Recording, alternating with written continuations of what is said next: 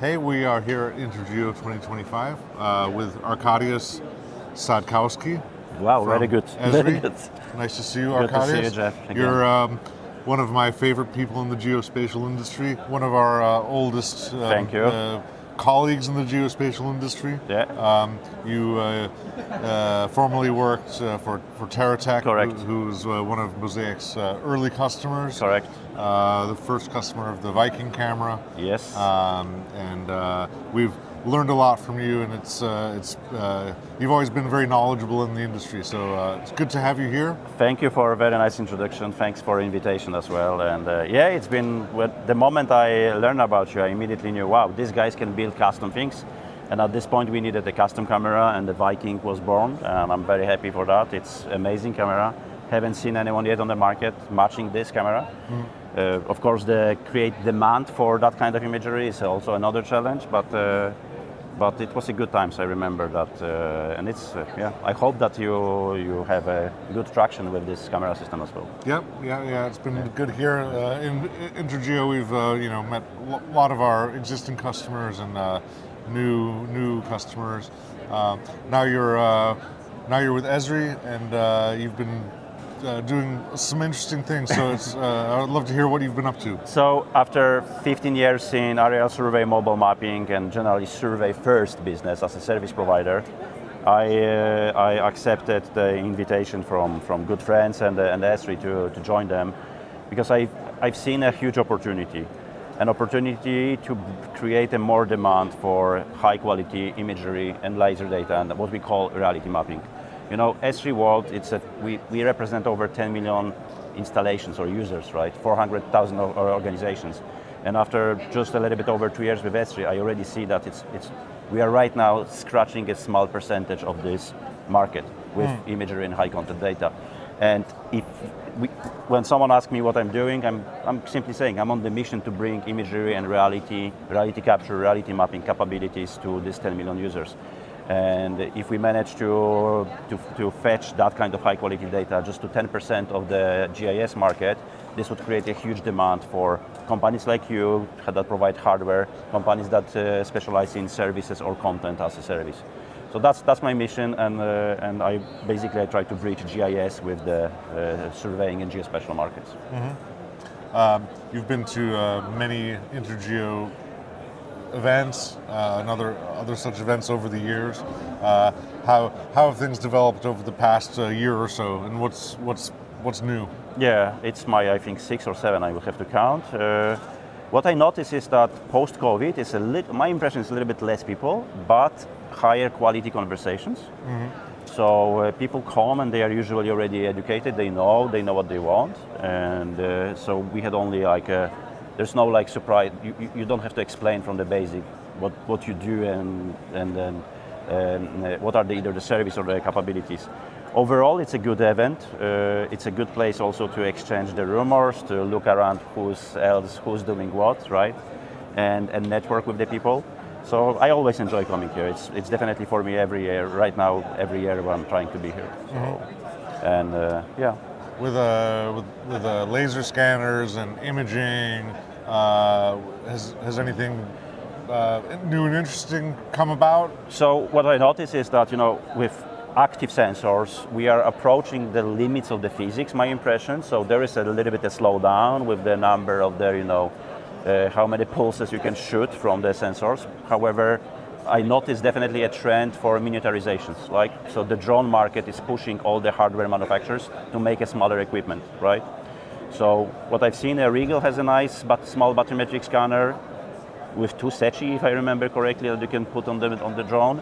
I like your backpack camera. I think it has a huge potential, especially because it's a global shutter, and I look forward to see the Gaussian Splats from the back. I mean, I've seen it already, but I look forward to also to see it in our RGS Pro. We will be supporting the Gaussian Splats from now mid-November release. General trend, sensors become smaller. Okay. That's my impression. Yeah.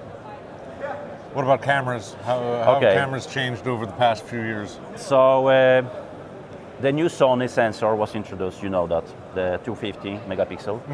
So I've seen aerial survey 2 of the, I think 2 or 3 manufacturers came with the big We replace their 150 or 120 or Okay. 150 with the 250. That's relevant for drones, I think. Yes, yeah. Not so much for terrestrial. No. But in this area, definitely it's interesting to see what will be a signal-to-noise ratio from this sensor. Yeah. There has been some early tests and measurements by some of the hardware manufacturers. I had interesting conversation with Robert Bosch from Phase One. If you don't know, remind me to introduce him. Very smart guy. He said a very interesting thing that this new sensor will probably force a lot of changes in lenses, because the light beams or light rays might need to be split into much more rays to take advantage of that kind of sensor 250. Okay. So that's his interesting thought. So yeah, and the mobile mapping cameras, I did not notice. I mean, you guys didn't came with the new camera. If I forgive me if I didn't notice, but I think X is still a high edge and a high performing sensor for you guys, right? With the global shutter. Yeah. I did not notice anything like that blow my mind to be to say it right now. Yeah, it's interesting. Like for like terrestrial mobile mapping 360 cameras, like I still see like there's one product in the market that is, I think 30 megapixels, and it's been around for like 10 years, and people still seem to use it. And like with cameras in general, I think the megapixel race is sort of like plateaued, and you only need a certain level of resolution. True.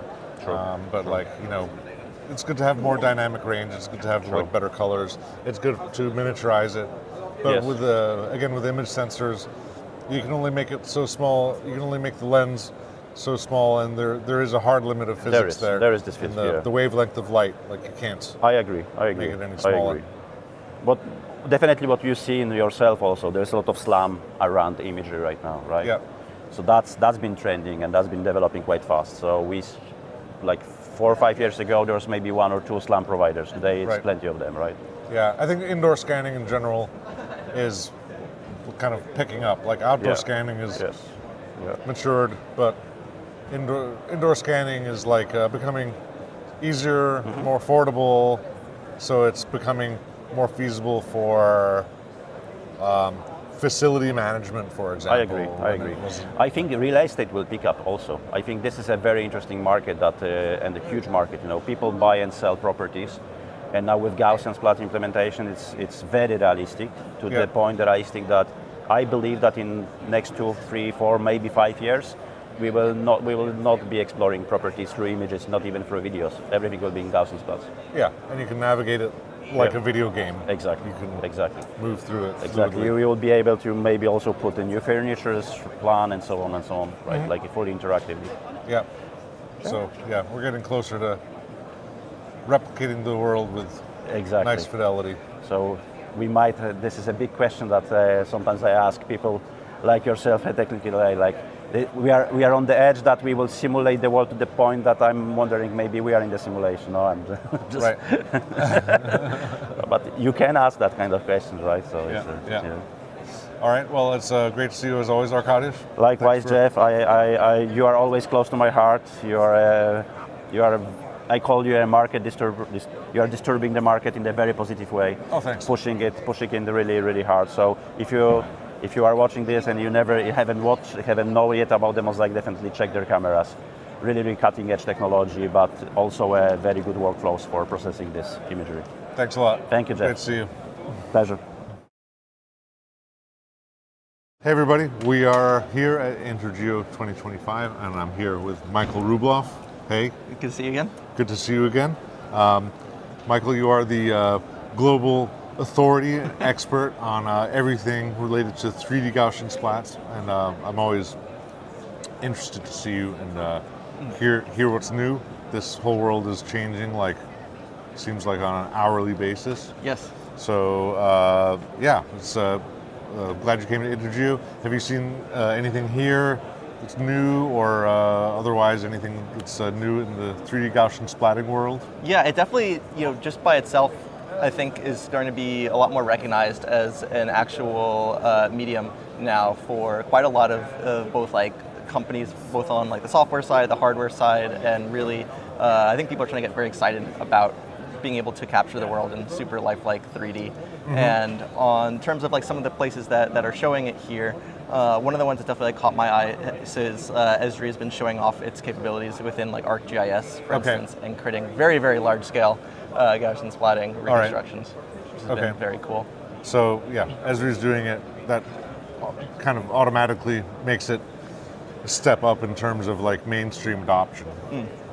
They're a huge platform with thousands of users, and so if it's offered there natively, that yeah, it seems like there's just like a large willingness and excitement around this technology from companies of all sizes, ranging from the very small startups all the way up to the players like Esri that are very much saying like this is a technology that is providing value to their customers and people out in the world.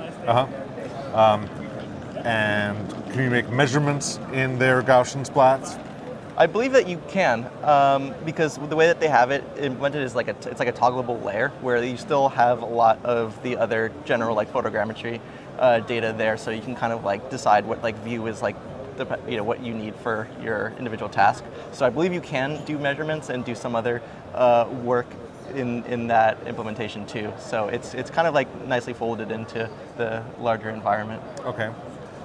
In terms of the technology itself and the different algorithms that are used to create these, what has changed in the past 6 months, 12 months? Yeah, so there's been a ton of research momentum in the world of Gaussian splatting, and even like some adjacent radiance field representations as well.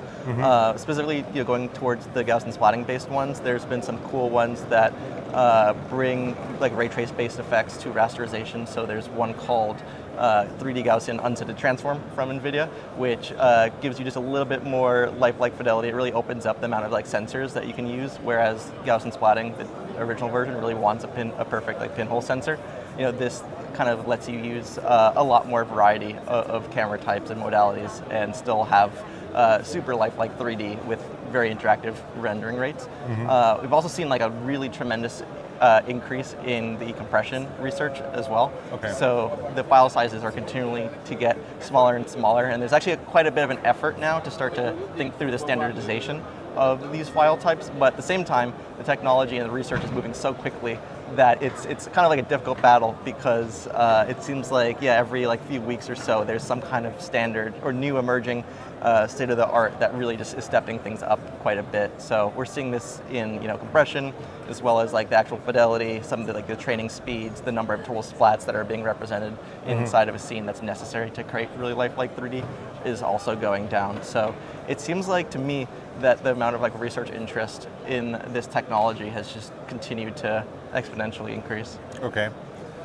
Do you think this momentum of research is going to kind of stabilize at some point, or rather, like, at what point will things be sort of mature enough that we can kind of safely create data sets that are going to still be okay the next year? Yeah, it's a very interesting question because of how fast everything is moving. I think on the data set side, I think now is like a really great time to just go out and actually like capture the data, because as these methods continue to progress, it should just only require like the same like 2D images that you'd have, which is a great benefit to everyone out in the world at large.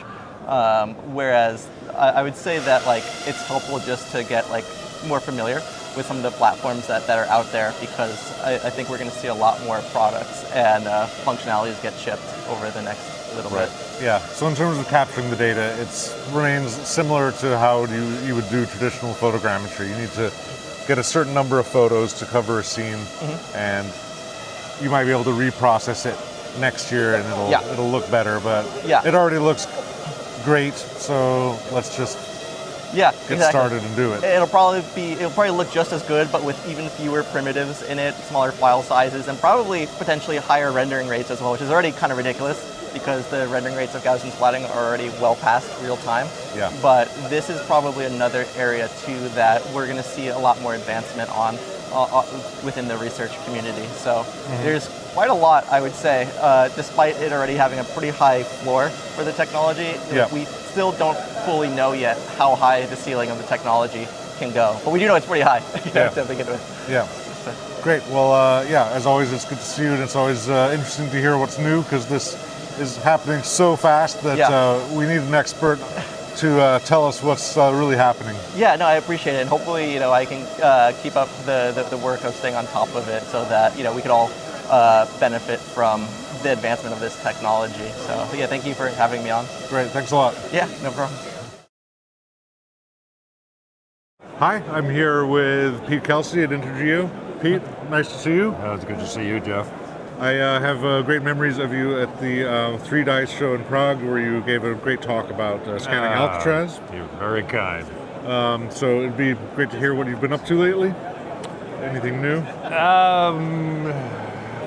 The big one that's coming, sadly I can't talk about, but I've been busy with television in the U.S. Providing, reality capture services to production companies, just because it's such a great tool to, bring people in to the experience. Okay. So, really busy with television. Okay. So you've been scanning a few interesting things, but you can't talk about them yet, but we will see them? Not well. I've been working Skinwalker Ranch in Utah. It's a bizarre place. Things have happened to me and my equipment that I can't explain. Oh, that's that haunted place, right? Yeah, it's haunted. It's GPS doesn't work. Okay. Batteries drain really quickly. Okay. I've lost 3 drones. All right. I mean, so there's at the very least, there's some kind of electromagnetic interference going on that I'm fascinated by. So as long as they keep inviting me back, I'll keep coming back. All right, nice.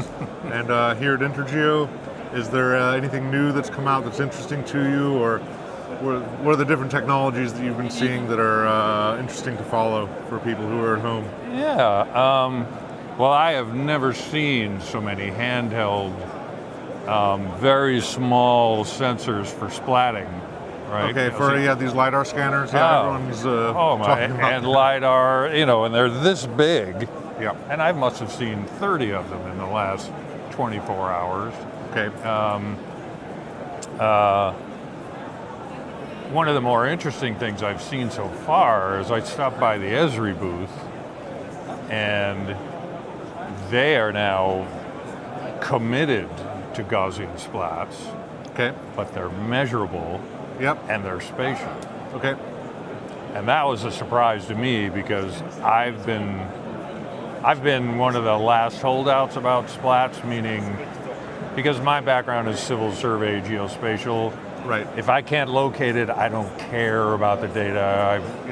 I've been through too many pretty picture arguments in my career, right? Right. Well, anyways, to see that they've solved that, and on a grand scale, they showed me a city model. Right. That was beautiful, but measurable.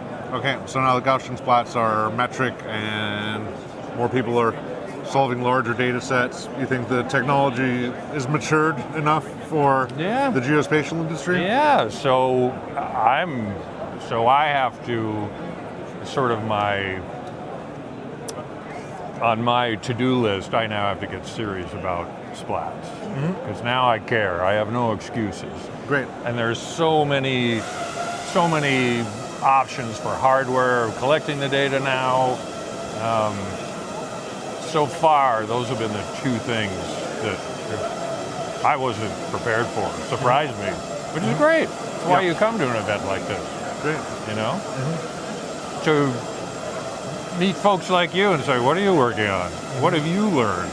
Right. What are the cool things that, how could we collaborate to get smarter, and hardware, software, workflows, whatever it is.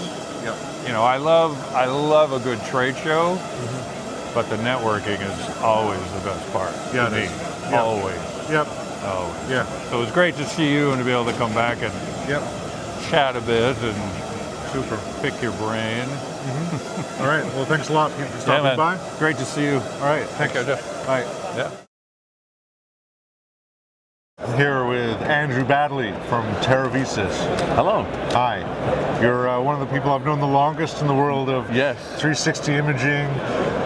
So it's always good to see you again here at INTERGEO. Yeah, it's been a good few years now. So tell us about Terra Visus. What do you guys do? So we have a street level data platform, and essentially we license existing street level data, imagery and LiDAR. And the benefit of that is sometimes you need data, you need it quickly. So rather than deploying a mobile mapping system, you can just license it straight away. But because we're reliant on our data providers, they might not have all the coverage we need for a particular location, or they might need a specific year or recent capture.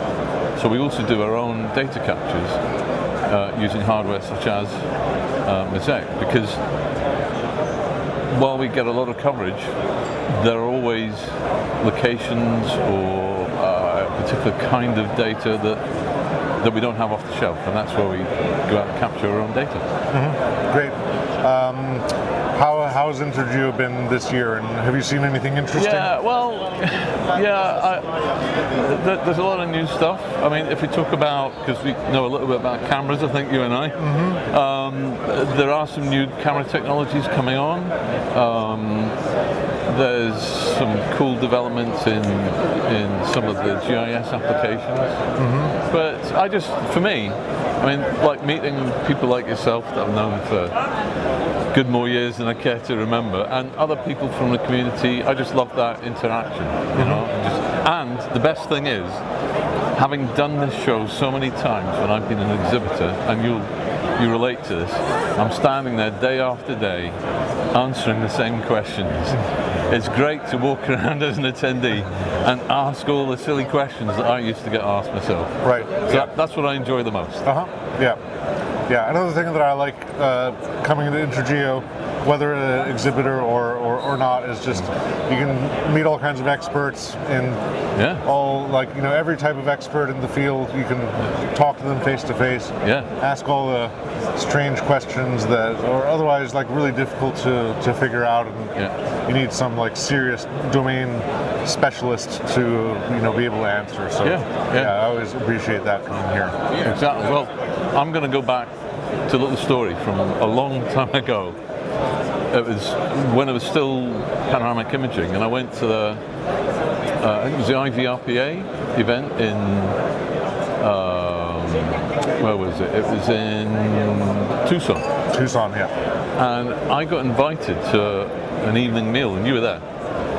And I felt like I was an imposter. It was like all my celebrity panoramic people were there. And I was in awe, and I was sat at the table, and there was a couple of people around about me, and there was Christian Bloch, there was a few others, and I turned to my left, and I said, what do you do? And he said, oh, I'm a coder. And I said, what do you code? He said, oh, I'm the owner of Garden Gnome Software.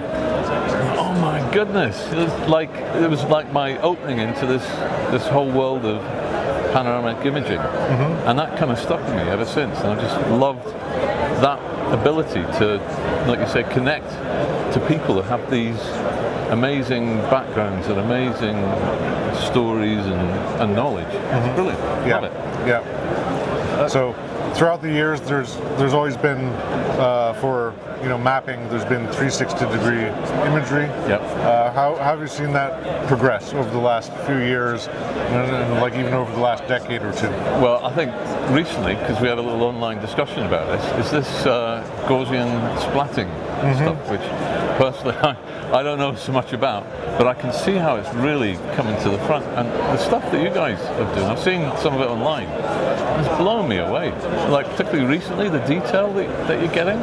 Definitely striking a chord with people. And I think what I like about it is that it feels more like a 3D photograph than anything else I've seen. Like a mesh model. It's a 3D model, and you can look at it in a viewer, but a 3D Gaussian splat, it feels more like this is a photo and you can move around in it. And it retains kind of a photographic quality that a mesh model doesn't have. Exactly. I went to a conference a number of years ago in Germany, and there's a police forensic conference. And the first time I saw LiDAR data was there. And it was a tunnel in the Swiss Alps. And it had this ethereal, otherworldly look about it. And you couldn't quite connect to it. Right? But particularly this stuff, it looks like the real world. Yeah. It's blown me away. Yeah. You know? Yeah, and for me, like I like 3D photogrammetry, mesh model stuff. I like point clouds, but in the end, I've always been about the photography and the imaging. And 3D Gaussian splat feels more like imaging. Yeah. But what about the accuracy of the data you get from that? You know? Right. So I think this is something that's ongoing, and people are working on solving it better. But there's starting to be the ability to make measurements in it, and I think that's where it becomes more important for the geospatial people. Like, oh, it looks cool, and we can make measurements. Yeah. Awesome. Then it'll be really useful for more and more people. I've enjoyed the trip. Look forward to the next few years coming in. Yep, nice. All right, well, thanks for coming by. Thank you. Good to see you. We're here at INTERGEO 2025. I'm here with Grayson, CEO of Phoenix LiDAR. Grayson, good to see you again. Good to see you, Jeff, and the rest of the Mosaic team here at INTERGEO. It's a great booth here, great show of the latest Mosaic products, and it's my 11th INTERGEO, and so a lot of changes. Yep, it's inevitable. You've been here 11 times, so what was it like 11 years ago? There was no drone LiDAR, that's for sure. Okay. We were the first, and so it was. There's been a tremendous amount of change. Now drone LiDAR is an industry. It's here to stay. So it's quite flattering to see go from this concept to something that's now mainstream. Yeah. And it's everywhere. Yeah. But, there's a bunch of stuff that's mature now, and then there's a bunch of weird new stuff, I guess. What's some of the weird new stuff that's been around like this year, last year? I wouldn't say it's weird, but the area that's exploded is by far the SLAM devices for the BIM, building information modeling side. So that is a big surprise. There's a whole ton of new players that entered the market. Specifically last year, but now it seems like it's double the amount. So, that was quite a surprise. But I think there's a whole bunch of new LiDAR sensor options that are coming from China, and it's hard to keep track of. But it's encouraging to have. Back 11 years, there were like 3 options really for drone LiDAR, and now there's hundreds of options. So I guess like kind of outdoor 3D scanning has become like fairly stable, mature technology and pretty widely adopted, and now there's kind of indoor scanning is kind of growing and not yet fully mature, not yet fully solved, and there's still kind of different devices, different people trying to solve it.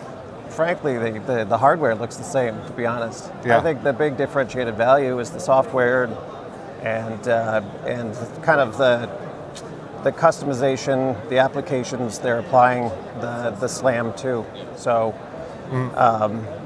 but to be honest, the hardware is well, there's some different little flavors and 360 cameras that they add to the devices, and GNS options, but right. It's that whole side, the BIM. There's major investment in it, and it's a rapidly growing industry. So it's not quite Phoenix's focus, but what we focus on is on the ground mobile mapping as well as drone and airborne mapping. It's not quite our focus, but SLAM really applies to many things. We use it for assisting in the trajectory in urban canyons, but they use it for building information. So lots of uses for SLAM. But yeah, it's I always love the energy here at INTERGEO. Lots of new things and new software and AI extraction. So it's always good to catch up on applying the tech, because I think right now we're in our third year where there's AI extraction, and I think it's maturing where big companies are relying on AI extraction. Yeah.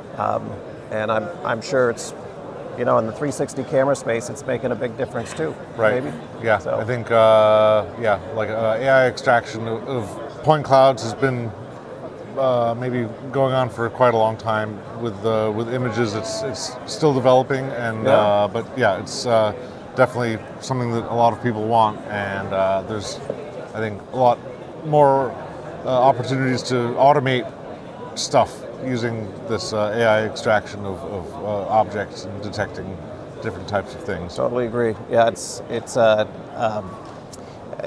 think on the point cloud side, I think we're just scratching the surface. I don't think it's as old as you might think it is. It's relatively new, but there are a whole bunch of different AI extraction companies that are focusing on very specific verticals, like the rail side, or they're focusing on forestry metrics. So they're very segmented, right? And that's fine if you just do forestry.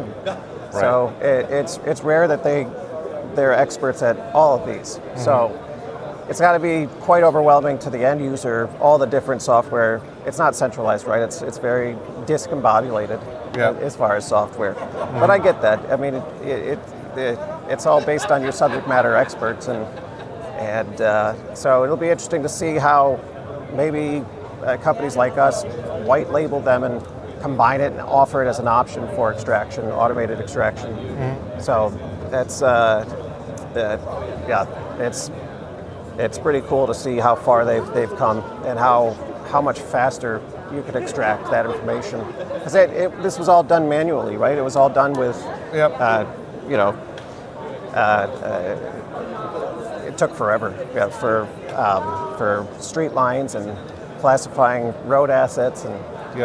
And there's still some people doing it that way. There are, exactly. But so that's encouraging to see. But I think on the camera side too, there's been some I think improvements in resolution and workflow, and that's why Phoenix, as far as Mosaic, Ben, my business partner, he sought you guys out because of your Ethernet connection, and we've had lots of issues in the past with a different 360 cameras that had a USB connection, and so it's a very stable connection and a very stable camera, and it's been a pleasure to work with your team on integrating the camera and offering the Mosaic X and the 51 as an option to our Ranger systems or our Scouts. So it's exciting to see the market grow in the States. That enjoy the all the separate uses from disaster response to mapping. And I think your guys' camera fits very well in that space. It's good to be here. This is our 5th INTERGEO, and 5 years ago it was like in the middle of COVID. I remember. And no one knew who we were and like, what is this thing? And now it's great to meet a lot of our customers, and people actually know who we are. And well, we were excited to see it because there's a clear gap in a clear company that dominated the space, and there needs to be alternatives. They were dragging their feet for the longest time on a higher resolution option, and you guys filled that gap. But it's what's been a pleasure is that you guys are very well documented and very well easy to integrate with and to work with. So we look forward to working with you guys more on wherever you guys head as far as your roadmap. And Yeah, the Meridian system is an awesome system, and we're happy to, to work with you guys and on that system. So Yeah, likewise, and the point clouds that we're getting out of the system Yeah. with your INS and LiDAR are beautiful. great. Yeah. The workflow is good, and people are really happy with it. Great to hear. So, well, Yeah. thanks for inviting me. All right. And we again appreciate your team's efforts. I mean, it's fantastic marketing, fantastic product. So it's been a pleasure to work with you, and we look forward to working with you guys more. Cool. Thanks a lot, Grayson. Thanks, Jeff. All right. See ya.